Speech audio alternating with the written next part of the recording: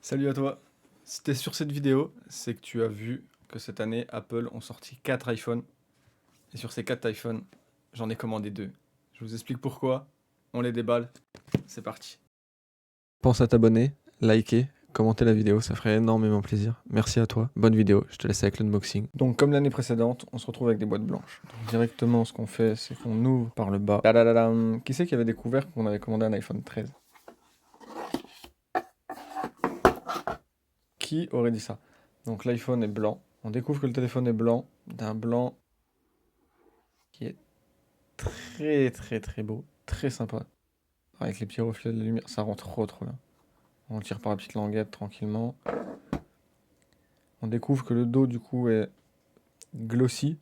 C'est du verre qui est pas mat. Et là on retire la petite languette. Ah, la satisfaction. D'avoir un produit neuf d'entre les mains, ça fait trop trop plaisir. Et on se rend compte que les bords sont mat. Le dos est parfait. Le blanc est vraiment magnifique. Le contour des objectifs est opaque. Et voilà. Passons au second unboxing. Voilà. Toujours pareil, une boîte blanche. Et nous allons découvrir en bas, en tirant la languette, que c'est un iPhone 13 Pro bleu alpin que j'ai décidé de prendre cette année, avec les fameux écouteurs au fond de la boîte. Voilà. Donc la boîte est noire sur la gamme Pro, pour différencier de la gamme normale. On retrouve les inscriptions iPhone sur les côtés qui sont de la même couleur que le téléphone. Et là, ah oui, il est vraiment, vraiment, vraiment beau ce bleu. Regardez-moi ça. Du coup, le dos est mat. Le contour des objectifs photo est laqué, n'est pas poli. Et là, à l'intérieur, on a le fascicule avec le mode d'emploi, le petit trombone, le fameux mode d'emploi, voilà, qui est écrit dans toutes les langues, on s'en fout. Le fameux mode d'emploi, encore une fois, garantie tout ça, et le fameux autocollant Apple. On remet ça là-dedans. Là, nous avons un câble, donc du coup, Lightning vers USB type C. On va voir ça. Effectivement, USB type C, voilà. Donc, l'USB type C vers du Lightning. Il n'y a plus le dock de charge. Et là, maintenant, on va enlever la petite protection de l'écran.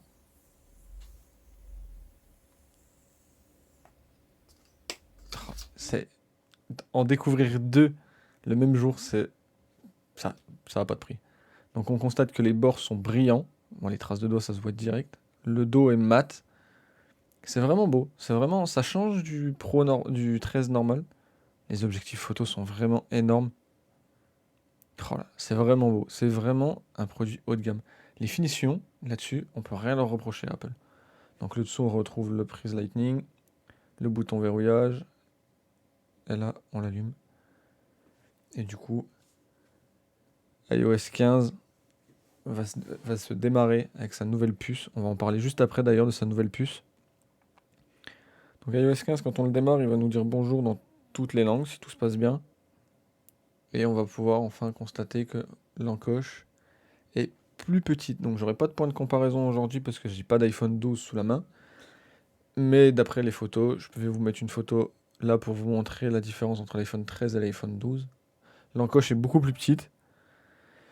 Et là, je vais vous passer la phase où du coup on programme l'iPhone, on lui choisit les langues. Donc voilà, là comme on voit, iOS 15 dit bonjour dans toutes les langues. Et après, du coup, on se retrouve juste après, une fois que j'ai configuré les deux iPhones.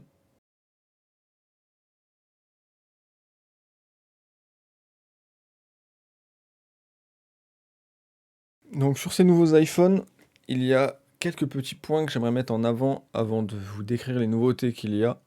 Je vais plutôt vous dire ce qu'il n'y a pas sur ces iPhones. C'est-à-dire que il y a la gamme des iPads qui viennent de sortir, iPad Air, iPad mini. Il y a eu le retour du Touch ID sur certains iPads. Il y a eu du coup le retour de l'empreinte digitale. Je m'attendais à avoir une empreinte digitale sous l'iPhone 13. Je pense que c'est bon de pouvoir permettre à son consommateur d'avoir toutes les options de déverrouillage possibles, que ce soit le code, le modèle, c'est-à-dire avec faire un schéma, d'avoir l'empreinte digitale et d'avoir Face ID. Honnêtement, il manque ce petit truc. Moi, j'ai cette habitude du Touch ID, de l'empreinte digitale. Il manque cette empreinte digitale sur l'iPhone 13 parce que je viens de Samsung qui, eux, ont déjà ça depuis quelques temps. Oppo, d'autres marques, pour pas les citer, ont aussi des empreintes sous l'écran. Ça marche très très bien. J'estime que Apple, à ce prix-là et en se mettant à cette gamme-là, devrait pouvoir proposer tous les styles de verrouillage à son consommateur. Malgré ça, il manque ça. Bon, Face ID marche très très bien, mais attention, j'ai à noter que Face ID, beaucoup de personnes sur les réseaux disent, en vente Face ID, disent que Face ID c'est top. Il n'y a pas de souci, ça marche très très bien. Faut pas douter là-dessus. Là où il faut douter, c'est quand les gens vous disent que Face ID fonctionne avec le masque. Attention, c'est faux. J'ai été plusieurs fois obligé de baisser mon masque du nez pour que ça prenne en compte. C'est-à-dire qu'il doit y avoir certains points de repère sur le visage, y compris le nez, je pense, qui font que du coup, sans le nez ou quoi que ce soit, ça ne prend pas en compte et Face ID ne se déverrouille pas. Donc on est obligé de retaper le code. C'est vrai que du coup, quand on a le masque, surtout avec cette période de pandémie mondiale, ou du coup l'empreinte digitale, pour en revenir à l'empreinte digitale, où l'empreinte digitale aurait été un plus, en fait. Ça aurait pas été un moins. C'est cette option qui fait que je sais pas, il manque un petit truc. C'est pas, on est en supermarché, on se trimballe, on marche dans la rue. C'est vrai que cette petite empreinte, boum, on prend, on appuie pendant qu'on le sort de la poche, on appuie sur l'écran, on le monte, boum, il est déjà déverrouillé. Alors que là, on le sort, on le met devant notre visage, on a le masque, ça marche pas, faut baisser le masque. Voilà, il manque ce petit truc de l'empreinte digitale. C'est mon avis personnel, je préférais vous le signaler. Alors, de prime abord, mon premier avis visuellement sur les iPhones, quand je les ai déballés, c'est que le blanc, il est blanc. Il est très blanc. Ça respecte vraiment les images qu'on voit sur pub Apple, sur les sites internet. C'est vraiment un blanc qui est profond, il est très très beau, en plus avec cet effet glossy de l'iPhone 13, il rend vraiment bien. Après, faut pas oublier qu'il y a d'autres couleurs. À ce qui paraît, cette année, le rouge sur la gamme 13 est vraiment vraiment mieux réussi que la gamme rouge de l'année dernière sur le 12. Après, moi personnellement, je préfère le côté mat. Ça fait un côté un peu plus luxe, un peu plus joli, et ça fait moins de traces de doigts. On a toujours du coup, on a ces traces de doigts qui se mettent sur les bords, mais c'est moins flagrant sur les bords. On a toujours nos doigts sur le bord du téléphone. Du coup, on va parler un petit peu des nouveautés qu'il y a sur ces iPhones. Une encoche plus petite. On espérait qu'elle disparaisse, mais avec toute la technologie qu'elle embarque, les capteurs, Face ID, l'appareil photo, c'est un choix de Apple, mais c'est peut-être une question technique aussi, parce que ça sert à rien de rendre un produit qui est pas fini, où on verrait le défaut. Apple n'aime pas montrer des petits défauts. Ils essaient de corriger un maximum. Donc s'ils n'ont pas la technologie au point et où on verra zéro défaut, là ils cacheront les objectifs sous un écran et on n'aura plus cette bordure. Pour le moment, c'est pas faisable, donc du coup ils se mouillent pas, ils le font pas, mais ils ont quand même fait ce petit geste de réduire l'encoche qui est appréciable, mais j'aurais préféré qu'ils réduisent aussi les bords de l'écran. C'est vrai que sur d'autres téléphones, on a quasiment plus de bords. Je trouve ça dommage qu'en fin 2021, Apple sorte encore des produits avec des bords aussi épais. C'est pas gênant en soi, mais c'est vrai que c'est visuellement, on s'y fait, mais quand on vient d'un téléphone où il y a plus de bords, c'est dérangeant. Les premières secondes sont dérangeantes. Après du coup, on a des écrans qui ont changé, ils sont plus lumineux que la gamme 12. On a du coup des puces A15 Bionic, une puce qui est ultra puissante, mais dont on ne voit pas forcément les nouveautés ni la puissance au premier coup d'œil. Il faut vraiment pousser un peu le téléphone, c'est-à-dire que du coup ça va beaucoup se voir dans les jeux vidéo, au niveau de l'appareil photo avec les nouveaux modes qu'ils ont intégrés, où du coup là ça demande énormément de ressources. Bon, du coup les nouveautés c'est les objectifs à l'arrière du téléphone qui sont plus gros cette année. Du coup les coques d'iPhone 12 ne vont pas sur les iPhone 13. C'est à savoir si vous avez un 12 et que vous songez à changer vers le 13, il va falloir revoir vos coques. C'est malheureux, mais c'est comme ça. Les objectifs sont du coup beaucoup plus gros. Sur le 13, on a cet effet en diagonale qui n'est pas là pour hasard, parce que l'objectif qui est en bas à droite de l'iPhone 13, c'est l'objectif de l'iPhone 12 Pro Max qui est lui stabilisé sur optique par mouvement du capteur. Ce qui va permettre d'avoir beaucoup plus de luminosité, de stabilité, moins de bruit sur l'image, que ce soit pour la photo ou pour la vidéo. C'est tout bénéfique, c'est aussi une façon de les distinguer des 12. Le mode nuit est donc beaucoup mieux agencé, on a plus de lumière intégrée, donc on a des photos qui sont de meilleure qualité que l'iPhone 12. L'ultra grand angle est amélioré aussi, il a beaucoup plus de lumière, le capteur est beaucoup plus lumineux. Autre nouveauté liée à la photo, c'est le style photographique. Il permet des paramètres de filtre entre guillemets. On a le standard, le contraste intense, le vif, le chaud et le froid. Mais attention, ces styles photographiques restent si vous quittez l'application et que vous revenez. Donc il faudra pas oublier de les désactiver. Vous avez un petit pop-up en haut de l'écran qui vous l'indiquera. Toujours pas de téléobjectif sur le 13 mini et le 13, c'est réservé à la gamme Pro, mais on a sur toute la gamme un nouveau mode cinématique. Ce mode, on en reparlera juste après. Du coup, je vais vous en parler juste après avec des plans que j'ai fait. C'est pas parfait, ça manque de détails. Il manque une ou deux petites mises à jour pour que ce soit vraiment parfait. Je pensais en plus de ça qu'avec le 13 Pro, avec le capteur LiDAR, ça allait aider. On voit que c'est pas fini. Il manque un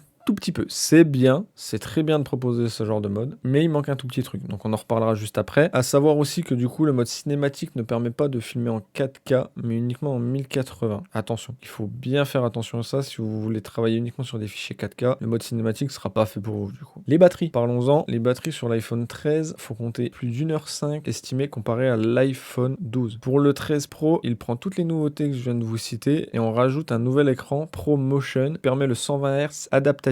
Ce qui veut dire que quand vous n'avez pas besoin du 120 Hz, que vous êtes en train de regarder une vidéo, il va s'adapter pour pas consommer trop de batterie et du coup vous allez tourner sur un écran 30 Hz.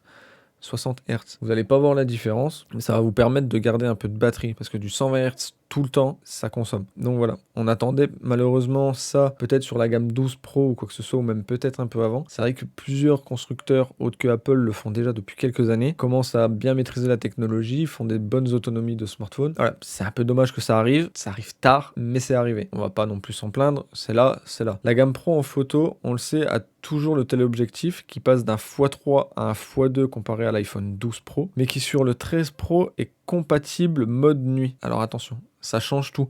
Ça veut dire que le téléobjectif passe en x3, du coup la distance de focale est un peu plus longue, mais il y a le mode nuit qui est possible. C'est-à-dire que c'est beaucoup mieux qu'avant. Vous aurez plus besoin de zoomer dans des clichés de nuit, avoir du bruit sur l'image. Les photos sont vraiment de bonne qualité. Il apporte beaucoup plus de lumière avec son nouveau capteur, mais surtout apporte un mode macro. Vous n'avez pas de mode macro à choisir, vous allez vous rapprocher d'un objet et le mode macro va s'activer automatiquement. C'est bien fait, pour le peu que je m'en suis servi pour le moment. Voilà, c'est fun, mais en vrai de vrai, pas beaucoup de personnes se servent du mode macro. Le grand angle change et capte 2 fois plus de lumière pour des clichés encore plus détaillés, même de nuit. J'ai été choqué du mode nuit qui a une durée entre 3 et 10 secondes qui permet des photos clairement exploitables en mode nuit. C'est vraiment abusé. Je vais vous montrer des différences entre 3 secondes et 10 secondes. C'est vraiment ouf. Et les photos, malgré qu'il y a un petit peu de bruit, c'est exploitable. La différence, elle est folle. Le mode cinématique ne change pas comparé au 13. À voir si le capteur LiDAR aide à faire le focus et détourne mieux que sur l'iPhone 13. C'est vrai que là, voilà, je vais vous montrer. Il y a ces petits moments-là où du coup, on voit que ça manque un petit peu de détourage, c'est un peu, ça coupe un petit peu à 2-3 endroits, c'est pas voilà. Le 13 Pro peut filmer en 4K 60, c'est le mode ProRes qui sera disponible un peu plus tard. La batterie du 13 Pro gagne elle aussi 1h50 de plus que l'iPhone 12 Pro. Bon, du coup voilà, la vidéo elle se termine. Si vous avez kiffé ce genre de vidéo, n'hésitez pas à soutenir en mettant un énorme pouce bleu, en vous abonnant à la chaîne évidemment. Et du coup je vous prépare une vidéo test, donc probablement juste photographique entre le 13 et le 13 Pro. Pourquoi il y a une différence, lequel faudrait acheter. Et je vais probablement aussi vous faire un test entre l'iPhone 13 Pro et mon ancien téléphone qui a sur le papier à peu près les mêmes caractéristiques. Donc si vous aimez ce genre de vidéo, n'hésitez pas à vous abonner, à soutenir la chaîne, mettez un petit commentaire, quel téléphone vous auriez choisi. Et on se retrouve sur une autre vidéo.